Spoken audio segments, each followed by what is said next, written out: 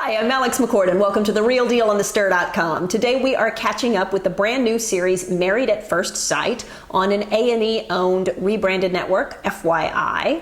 If you haven't seen the show already, it is 3 sets of complete strangers who have put their lives in the hands of expert matchmakers and agreed to marry sight unseen, the match picked for them, live together for a month, and then decide whether to stay married or get divorced. It is fascinating, and this series has totally become my guilty pleasure. Why?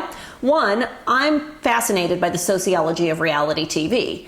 And 2, having experienced myself everything from heavily engineered, heavily edited docusoap to fly-on-the-wall, unmeddled reality, it's always interesting to me to see new shows that simply document and don't fiddle with the outcome. This week saw episode 5, the beginning of real life together for all these couples. This is the first time that we've seen the couples coexisting without major life activities such as a wedding, a honeymoon, house hunting, moving in together, etc. Now the boxes are mostly unpacked and sides of the bed are being chosen, and it's time to figure out whether living together is possible. My first thought when watching the couples balance their daily schedules is a question, wondering whether the experts took everyone's job into consideration. Now, part of the show's style is offering statistics. Each week we see a title card with a various fact about what helps or hurts a marriage. This week we learned that night shift workers have a higher rate of divorce. Now that makes complete sense. If you don't see each other and your biorhythms are completely opposite, how can you achieve intimacy? Good point. So, with that knowledge, why would the experts pick 2 out of 3 couples who have off work schedules? Was it a coincidence? Was it a production decision? Did they need to give each couple at least one obstacle to overcome so they weren't too perfect? Jason and Cortney have to work around his evening shift schedule, and Doug and Jamie have to balance 9 to 5 versus the night shift. Now with Doug and Jamie, after the initial hurdle of Jamie not being attracted to Doug, they seem to have settled into a comfortable routine and seem to be gradually growing together. Jason and Cortney are the romantic, sweet, hot-burning love couple. He leaves her notes and wine. She makes a whiteboard schedule so that they each know where the other is and can carve out time to be together. So it's surprising then that the couple with no visible obstacles to their time together is spending all of that time arguing. Monet and Vaughn have physically settled into Monet's apartment, but emotionally they are all over the place. And I still feel with these two that we're missing something. It's like you're eavesdropping on a conversation and you miss every couple of minutes. Each time we see Monet and Vaughn, they are more annoyed with each other, and it's beginning to be confusing. What started all of this? One thing is certain, these two are a lot alike. They are so much alike that they have the same habits of judging and lashing out at each other. Whether it is Monet not trusting Vaughn or Vaughn trying to get Monet to show him exactly the right amount of attention the way he wants it, they're both clearly perfectionists and unwilling to make allowances for the other. Putting on my behind-the-scenes hat, let's talk about that dinner between Monet and Vaughn. I'm guessing that they sat there for an hour or 2 and talked about 100 different things in real life. I seriously doubt that Vaughn just blurted out his suggestion of a menage a trois.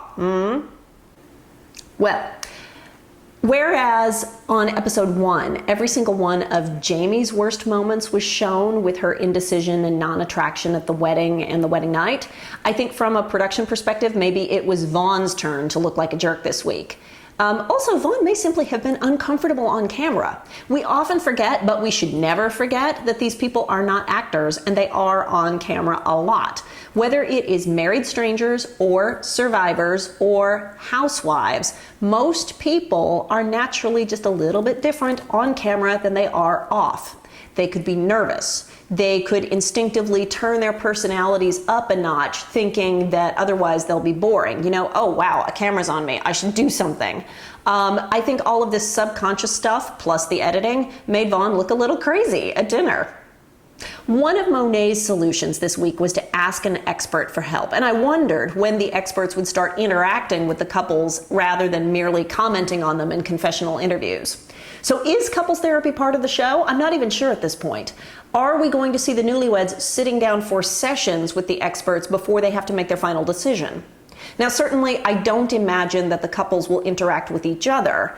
While they're all going through a similar experience, if Monet and Cortney and Jamie all got together to compare notes, quickly the shift of the show would change. It would become docusoap, and the couples would lose focus on each other, which is the point. In any case, Dr. Schwartz offers Monet some advice, and hopefully it will help. I just want these two to realize how alike they are. They seem to both want perfection from the other without being able to communicate what that perfection is. As someone who has been married almost 15 years, both on and off reality TV, sometimes you forget that your spouse can't read your mind. Sometimes you do have to make a list, draw a picture, make a flow chart, explain in excruciatingly minute detail exactly what you want so that they understand. And guess what? Usually, if the request is not crazy, they will grant it. I hope for Monet and Vaughn's sake that they can see past themselves to see each other and give each other a break from the expectation of perfection.